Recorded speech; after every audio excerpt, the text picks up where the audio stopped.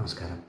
കുറച്ച് പേർക്കെങ്കിലുള്ളൊരു ഡൗട്ടാവും. അതായത് നമ്മൾ ഓഫീസിൽ ഡിക്ലറേഷൻ കൊടുക്കുന്ന സമയത്ത് ന്യൂ സ്കീമോ ഓൾഡ് സ്കീമോ സെലക്ട് ചെയ്ത് കഴിഞ്ഞാൽ അതുതന്നെ ITR ഫയൽ ചെയ്യുന്ന സമയത്തും യൂസ് ചെയ്യണമെന്ന്. കാരണം പലവരും ഈ ഇൻവെസ്റ്റ്മെൻറ്റ് പ്രൂഫ് കൊടുക്കാനുള്ള ബുദ്ധിമുട്ടും മറ്റും കാരണം ന്യൂ സ്കീം സെലക്ട് ചെയ്ത് പോകും.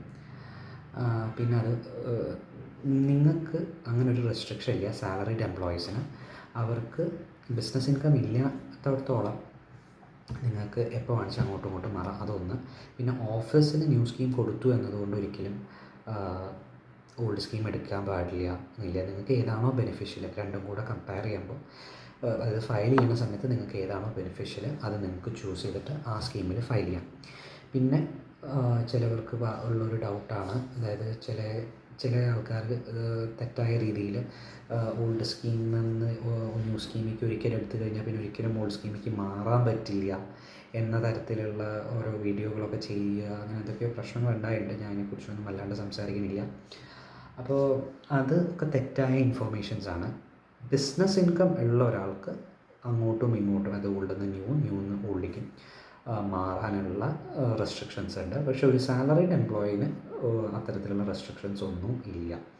അപ്പോൾ അതിനെക്കുറിച്ചൊന്നും ബോധർ വേണ്ട. പിന്നെ മറ്റൊരു കാര്യം, ഇത് എനിക്ക് തോന്നിയിട്ടുള്ള കാര്യമാണ്, I'm not sure about this. Like ഒരു 2-3 ഇയേഴ്സിൻ്റെ ഉള്ളിൽ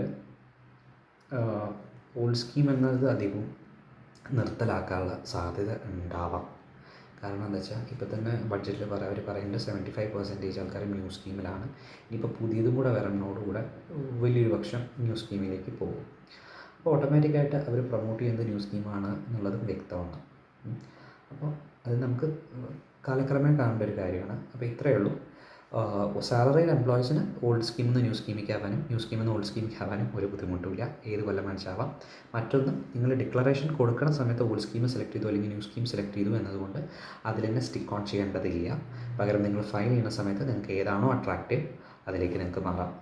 ഓക്കെ, നന്ദി.